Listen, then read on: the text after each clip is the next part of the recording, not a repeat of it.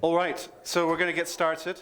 We're going to talk about twin transformations and how you can master your twin transformation. Actually, just a quick show of hands. Who here is a consultancy business, and who here is consultancy business, firstly? Show of hands. No? Okay, yeah, one. Okay, good. Case, I see you are one as well.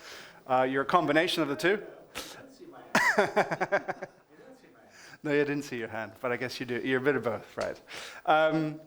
Great. Okay, good to know. So we have two great guests here today that's going to be talking a bit more about mastering your twins transformation.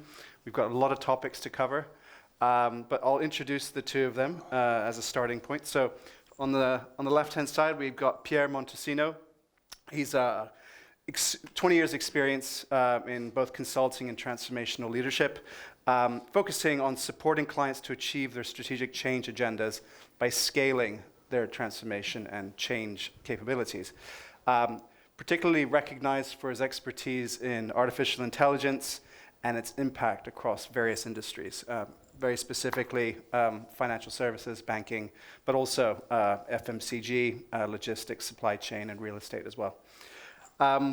Mark, we have here. Mark is actually the originator of the sustainable digital transformation concept, so with which he won the ICMG Zachman Global Award for Digital Strategy to Execution in 2019 for the program he implemented as Global Head of IT at a renewable energy major. Is that mainstream power, right? Yeah, long sentence that, isn't it? Yes, a very long sentence. But that was very good. So leveraging obviously 30 years of experience in technology, portfolio project management, and 15 years in sustainability. He established Sustainable IT as a consultancy focused on accelerating sustainability through technology. So, welcome, guys. Hi. Pierre, flown in from London. Mark, flown in from Dublin. That's right. Thank you all. I've flown in from London myself, so thank you for welcoming us to your wonderful city. We have to offset our flights. Yeah. Say that again? We have to offset our flights, so. Absolutely. Well, there's the sustainability, of course. So, thank you for having us. To kick off, let's talk about twin transformation. Let's, I suppose, define it. Everyone seems to define twin transformation slightly differently. I'd like to get your perspectives first and foremost. How would you best define what a twin transformation is, Mark? Yeah, happy to jump in. I would describe what I called sustainable digital transformation as that twin transformation, because what the chief sustainability officer needs, the chief information officer can be a huge assist to help them get there. I remember conversations I had a number of years ago with some chief sustainability officers, and they said that they were putting all their focus at the end of the year to try and get all the data together for carbon disclosure project or for putting in a submission for a certification. And then when they saw all the data, they said, I wish I'd known that sooner. If I could know that every month or every week, I could actually act upon it more. So, to give you the analogy, a CFO would not put up with not knowing what's in the bank all year, and then at the end of the year say, okay, how did we do? So that's why technology is so essential for sustainability, and it's what I love so much about the Digitopia platform is you see technology as that foundation that helps to accelerate sustainability. So you're going to get the best out of your sustainability initiatives by having strong technologies, and we've seen it how technology is such an enabler for sustainability. We saw it during the pandemic. Everybody talked about how digital transformation accelerated during the pandemic, but sustainability accelerated during the pandemic as well.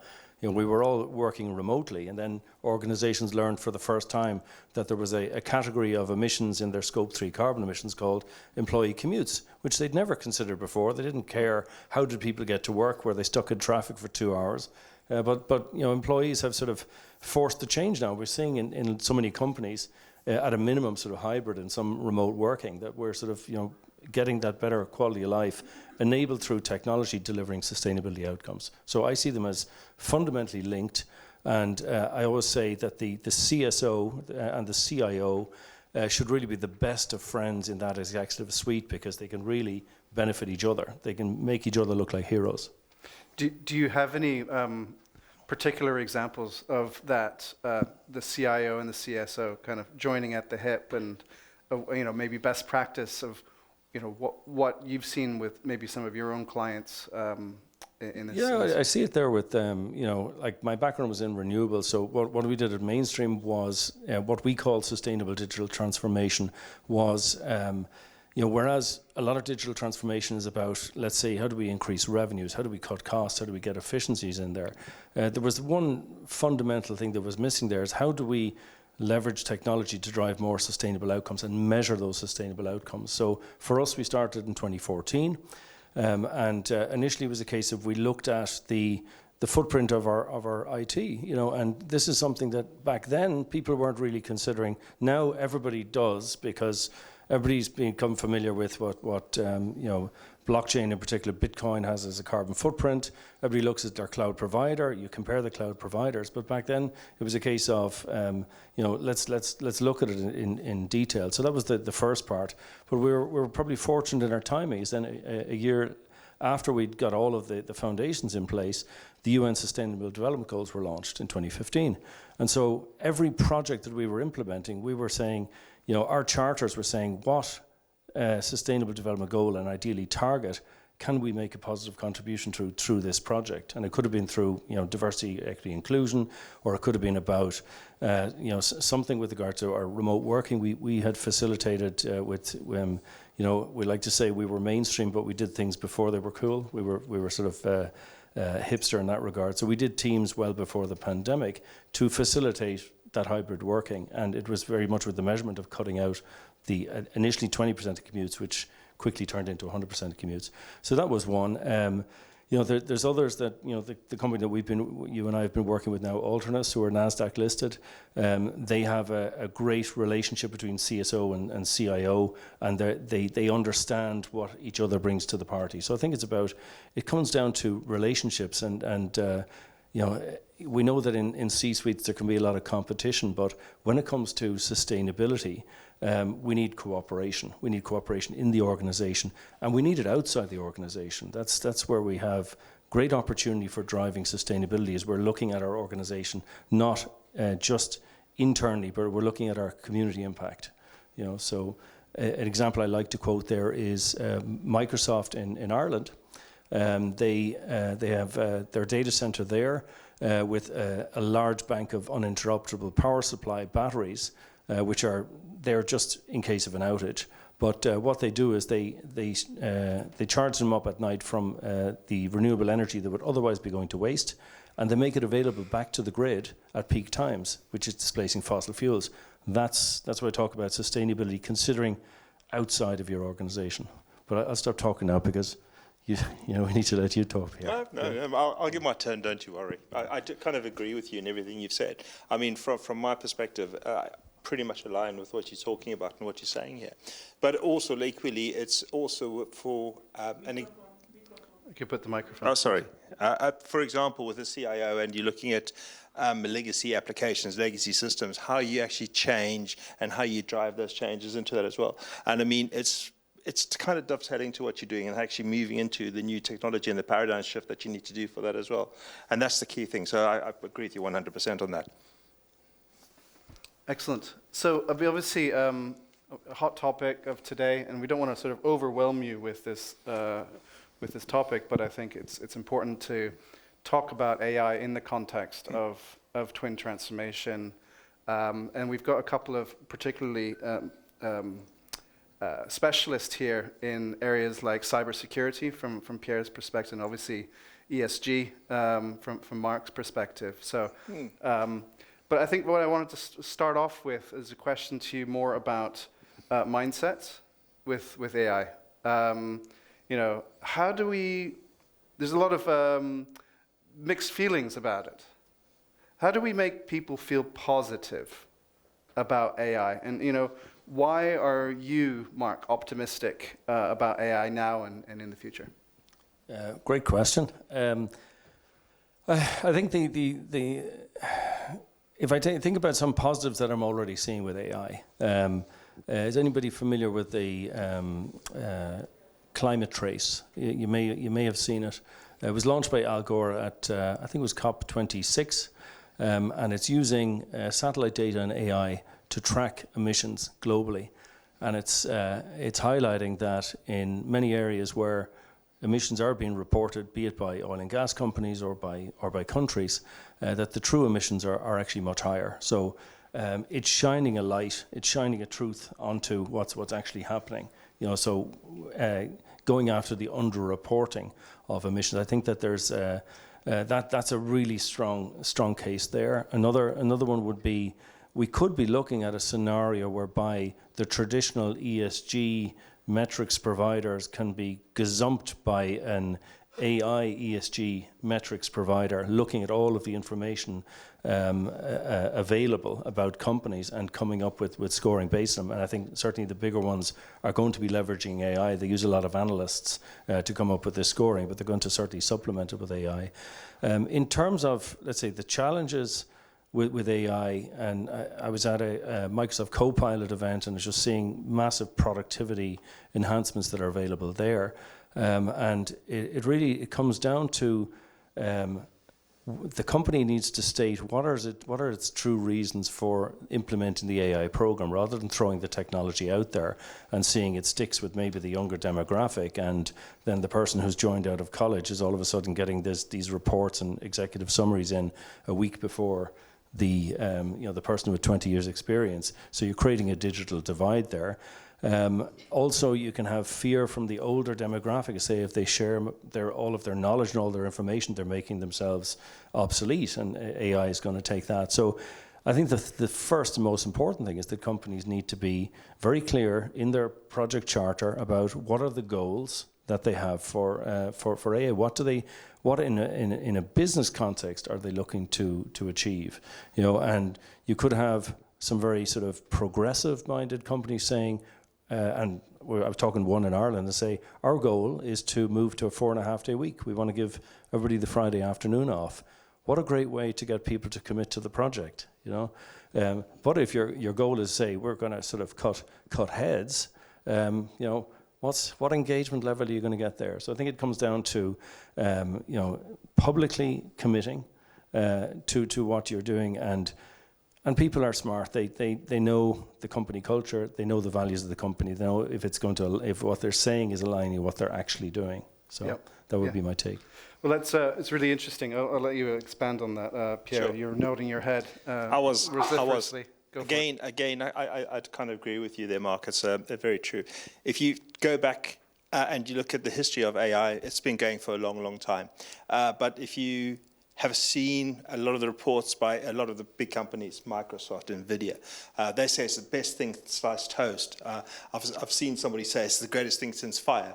And this kind of inbreeds this fear from some of the people, but also not equally, some people want to embrace it. So you kind of fall into two camps, where you have people who want to embrace or want to learn what AI is about, and you get the other people who are literally scared, frightened, because of the challenges that comes with it, and they don't know what it actually entails. And the example you used was a great example. I've actually got an example in the UK where a company that I've worked with, which is a global boxing organization, who I'm not allowed to say the name, have actually made the commitment and written commitment to their people, right? And it's a huge, I think it's about 60, 70,000 people, that they are not going to get rid of any of their team, but they're going to help them embrace and learn SAP, S4HANA, and AI. So immediately, that's like a positive spin that they've actually put onto this. And this is actually happening at the moment. They have lost nobody from their organization, but they are retraining their people, and they're putting extra effort into these people to make them want to learn AI. So that's the good motive, that's a good motive that they need to do. Now, there's another part of this as well, where there's, as we still talked about some of these big people, there is this fear of losing your job. Nobody wants to lose a job, but it is there. It is always there. If you can promote and push and make sure that the people are wanted and a part of that journey, then they'll go along with you. AI has to be driven from the top down. It is something which the executives need or want, because I always hear there's efficiencies, there's savings to be made, but not at the cost of the people. When you lose your people that are highly skilled, you're losing years and years of knowledge. I can give you an example where a friend of mine who's a CIO, he's just gone into an organization in the insurance sector. His average tenure for the people that he's working with is 20 years. 20 years each. I mean, if you're looking at 400 people, how many years experience are you looking at there? Just imagine if half those people left. AI is not going to fill the gap, but it's going to help, but it's not going to fill the gap. You need those people. So it's that incentive and that drive to go forward, and that's a good motivation. 100%. I was going to talk about the older cohorts. The fact that, now we live in organizations where there's such a sort of clash of generations. And, like you say, the baby boomers are typically the ones on the executive committee, obviously Correct. late Gen Xers as well. And they're maybe a little bit, they think about the sort of the bottom line very much. And, it's our responsibility, it's incumbent upon us as maybe external consultants as well, to kind of advise them on what are the more positive elements, the fact that we should be reskilling, we should be taking responsibility for these things, because that's going to build sustainable success in terms Correct. of getting to that end goal of a full twin transformation. Yeah, I think that there's a positive appeal to be made to the older demographics, which is that that experience is absolutely essential to making an AI program successful. So if you take the example, ask any major brand, would you let AI run your social media feeds with no human intervention? You wouldn't take the risk. It could come out with something very, very dangerous. It'd be very damaging to the brand. So you need the human interface at the end of it.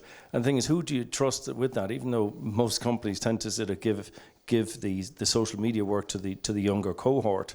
An element to just see in terms of from the risk perspective, somebody with many years of experience can look at it and say that actually we need to be very careful with regard to that. So that human element is going to be essential.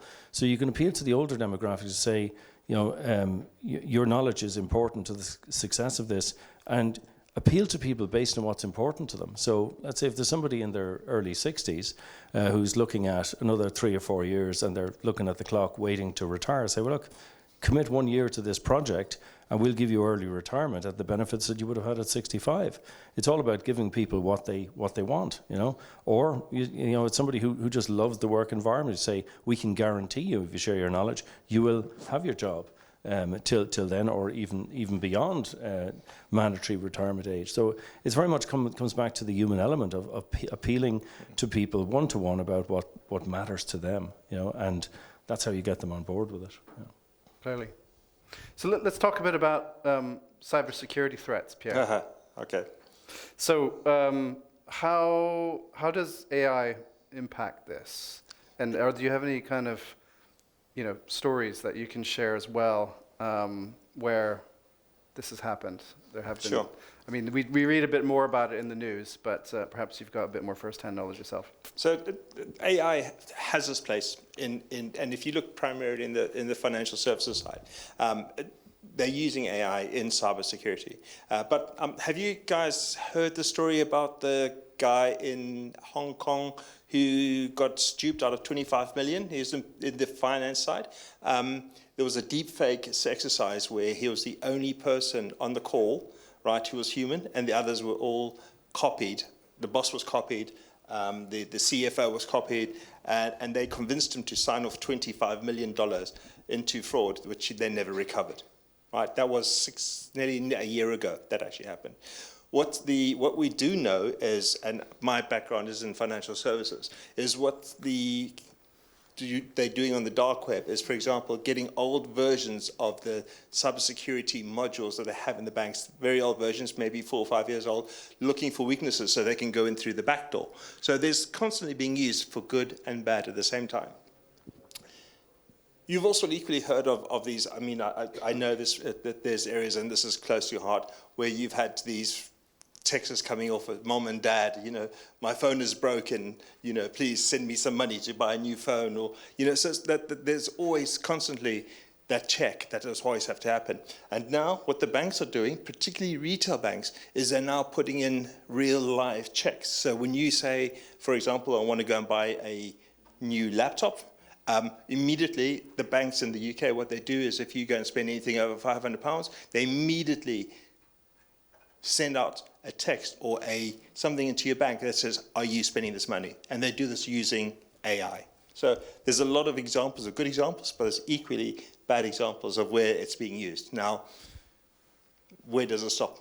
It's just going to continue getting harder and harder, and it's going to be harder to realize that there are challenges out there and not knowing who is real. I mean, if you looked at that presentation from SAP, where he was actually sitting there talking and he had his lips moving, that was a bad copy. I've actually seen versions of somebody on the stage and they copied the clown and he was doing the exact same dances and that was done in real time. So it's a huge threat, cybersecurity. No doubt. You had some thoughts. Yeah, one thought of it is actually the opposite. And it was quite a low tech one, but just as a counter to the one that scared the life out of me with the video where you realised he was the only real person after he transferred 25 million. I'd heard of one where it was one of the email scams where they impersonated the CFO, and the person knew it was a scam because the person writing was being far too polite because the CFO was very abrupt. So that's how they worked out it wasn't real. But I think we're going to find scenarios now. We're going to have secret information that we share, something that you and I only know, with which we will verify our identity, even on a video call. And similarly, you and I will have something that only we know, that Pierre doesn't know, to identify ourselves to each other, to make sure that we are who we say we are. And probably it'll tie in with, public private key cryptography, and even sort of, the older demographics will be getting comfortable with having their their private key and sharing their public key, and some sort of control to make sure they don't mistakenly share their private key. But we're going to have that. We'll all be like, spies from back in the Cold War, where we're identifying each other to each other. So. Sorry, just to build on that one. There's a new encryption which has come into place now, where that somebody actually creates a PKI, so a private public key, and then they can send some information to each individual to do that. But they've actually worked out with the AI how to actually intercept that message. Right. So they're now working on a 256 encryption bit which stops that happening. And then when you do pass information, only certain parts of it come through, and then they will come up and be supported with further information. And that's just recently happened. Thank you for reminding me about that. Yeah, Apologies so clearly cyber is a key topic. I think you need to have some buffer in your budget as well, to afford to continually invest in that. Any questions, actually, while we're here from the audience? He's tempted. Yeah, go on then. What would you say about sustainable energy management, especially the consumption digitalization side? Oh yeah. I think it's a fantastic question. I think our grids are not fit for purpose for managing renewable energy. Certainly in Ireland, we've been banging the drum on this for a long time because of its intermittency.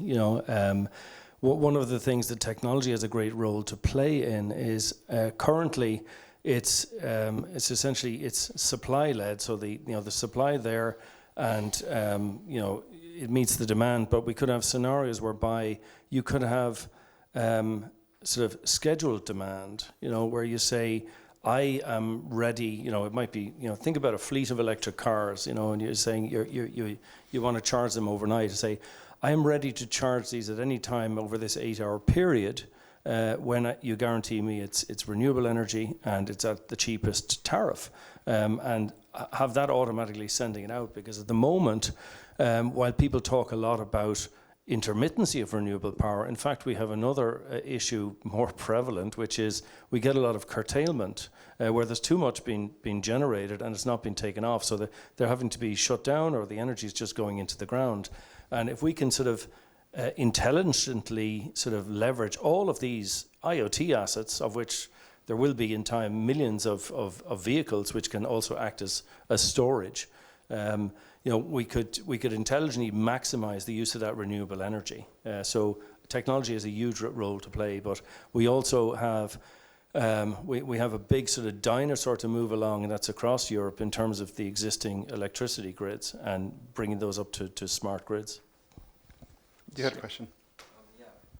I don't know if you saw, but yesterday GPT-4 was launched, and it has new features like it started to talk, it started to repeat the voices that it hears. Correct. Human voices as well. And 2 days ago, I went to a blockchain event actually, and there was a stand there which was for creating avatars, decentralized avatars, which replies in a way that you have created a persona.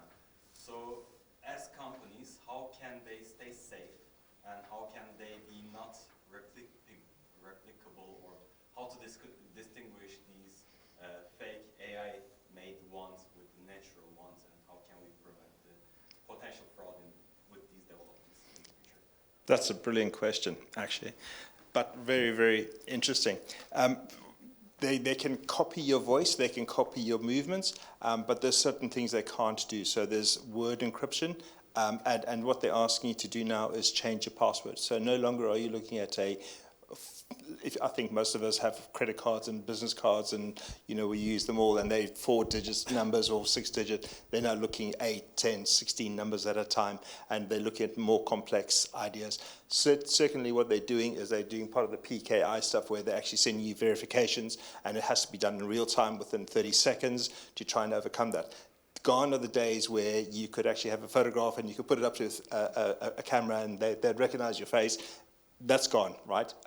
And now they're looking at other ways of doing it. So there are further ways of doing it, fingerprint verification, and they can know. And one of the most frightening things, which was told to me by a commissioner of one of the police forces, is that every single one of us here, they have all our details in the dark web already. So if they have their details, they have to be smarter with cybersecurity. They have to be better, stronger, and it's going to be continuously growing. You will see in the next few months, the encryption was going to change from 256 to 512, which is even stronger, even more reinforced, just to try and overcome some of these challenges they're going to have. But fraud is a huge issue all over the world, as you know. I'm sorry, I didn't really answer your question, but that's the best I know at the moment. Actually, you touched upon it during the talk as well, but now it's like clearer, actually. So, yeah, thank you. Before we come on to a final topic with regard to the Digitopia partnership, wanted to get your thoughts a bit. You talked a little bit about sort of energy consumption around ethical AI. Mm-hmm. The EU seems to be leading the way when it comes to setting regulation. They're ahead of the game across any region in the world. And I'm sure a lot of companies here in Turkey were doing a lot of business with the EU, so we need to also comply very much. This EU AI Act came into play a few months ago, or even less than a few months ago. Well, I think there's June officially. June officially, yes. I think so. Yeah. So interested to get your take on that. Yeah. Well, last month I was part of the EU Tech delegation at all the Directorate Generals, and the first thing I learned was there's a lot of walking involved from Directorate General to Directorate General. They all have overlaps in terms of their areas of responsibility, but they seem to be in buildings quite far apart. So I'm interested to know how they collaborate. But they are taking a strong position on AI, and it's really because they missed the boat when it came to social media. And we've seen all of the mistakes that have been made with social media in terms of how it's impacted sort of democracies, how it's impacted in terms of fake news, in terms of negative impact on society, on teenagers. The whole thing with Instagram and sort of teenage girls and their self-image. All of these very damaging aspects of social media. Now, we have lessons that can be learned from that, and the EU is learning those lessons in terms of incorporating the elements of ethical AI into this act, and where organizations will have to comply with this. So belatedly, we'll put a few reins on sort of some of these big tech companies, particularly these big US tech companies, hopefully. But the other part is that as well as getting the control there, it's also about providing principles and guidelines for European companies, because there is also the great fear that Europe could be left behind, and sort of you're talking about the US and China, owning all of the sort of most used AI technologies. So in that regard, they're putting the legislation in place, but they're also providing a lot of funding and innovation funding for European companies. So the Horizon funding, which is billions, and anybody who's wants to set up in the EU, it's well worth going after the funding. Yeah, so. Excellent, thank you. Sorry, just to build on that Yeah. again, looking at the European framework, I think, as you said, it came out too late, but it's at least it's something that is there. For me, it's a bit of a frustration because the European framework came out, then the English framework came out, and the US, I think, is still being developed at the moment, whereas China has no intention of actually building a framework in place. So, there needs to be an element of consistency all the way through, and I think that you'll see in the next month or couple of years, you'll see an alignment, very much similar to GDPR and the compliance here around that area. Again, with that, there is a slightly different one for Americas as well. They have their own.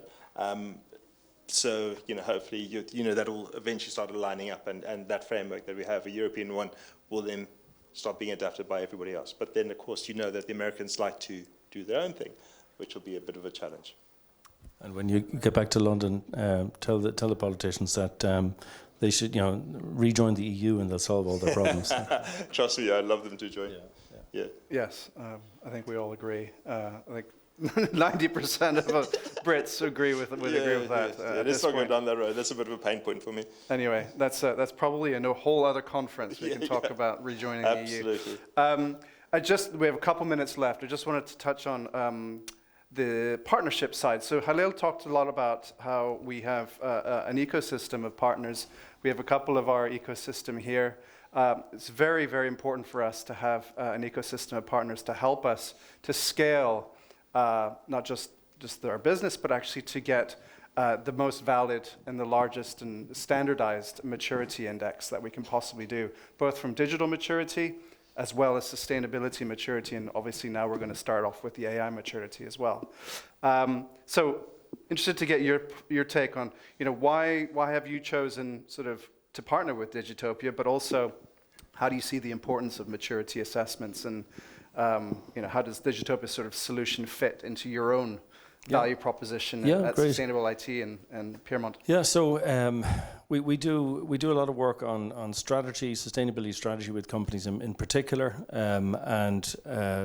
this first of all, what we say to these companies is that the first thing they should be doing is baselining. A lot of them, they want to get started, they want to get going with initiatives, and they want to sort of move into and say, get your baseline, because in 1, 2, 3 years' time, when you look back at that, and when you're telling this story on your annual sustainability report, you're showing a much better velocity, a much better trajectory of what you have achieved, and that's going to stand to you when you're responding to tenders to show that we started from a very low base. So some companies might be a bit embarrassed by their carbon footprint or by their their lack of sustainability sort of initiatives or standing. But I say, look, just let's baseline it. Let's do that first. What I really enjoy is benchmarking and showing them where they are. Because I've worked with companies whereby you can make a number of recommendations which make perfect sense for them, and they might not want to really do it, but then you show them, this is what your competitors are doing, and all of a sudden you get them on board, because my goal is very much about getting more companies to do what we did back at Mainstream. I want more and more companies to be embracing those sort of changes. And also because our ethos is accelerating sustainability through technology. So we want to use technology to do that. And Digitopia allows us to increase our reach. We're a small boutique organization, but we can reach far more customers this way. And the nice thing is that we can reach umbrella organizations. So the one that we're talking about now, which has 100 members, it's a great opportunity for us to work with a large group at one time. So we work across all stages of the sustainability journey. What we find is sometimes customers are coming in and they want to jump straight to reporting and certification. and say, okay, fine, we'll meet you where you're at on your journey. And then they realize that in fact they need to do carbon accounting in order to do the reporting. And then they realize that they have a massive data challenge in terms of keying all that in. And we say, okay, well, we can automate that with this IoT technology. And then they work out, they have their sort of their data, and they say, well, we need initiatives, we need ideas. And then, you know, we bring them back to, well, let's start where we said we should start from, which with the strategy. So good news for Digitopia is we'll get them one way or the other. If they're leaders, they'll start with strategy. If they're laggards, they'll start trying to sort of do the reporting, and we'll get them back here eventually. Super. Pierre, just the last minute before we finished. One of the reasons why I really like working with Digitopia is that there's a lot of organizations out there who have grown organically. They don't know what actually happens outside of their organization. And having or going in and engaging with the C-suite people, the executives, having been a CIO myself, I understand their pain points and the challenge they have. What Digitopia does here is it actually helps them understand the bigger picture and the overall assessment of the organization to see exactly how mature they are, and then it helps them to grow their business. If you look at the large organizations like some of the banks, for example, you have all the top five, top 6 consultancies all over these people, charging them absolute fortunes and achieving, my personal opinion, not a lot. I thought you were going to say fuck all. I may get shot down in flames for that, but that's my personal opinion. And there's a lot of organizations who have the benefit and opportunity to grow at the right time or the right place with the right skill set and the right tools to do it. And I think that partnering with Digitopia is the right time and the right place. And I think they just grow the footprint strongly in UK and Europe. That's it. Super. Well, on that note, we've run out of time. Thanks everybody for being here. Thanks to Mark and Pierre. Thank you. I think we have a short coffee break, 15 minutes, and then we'll rejoin for our final session.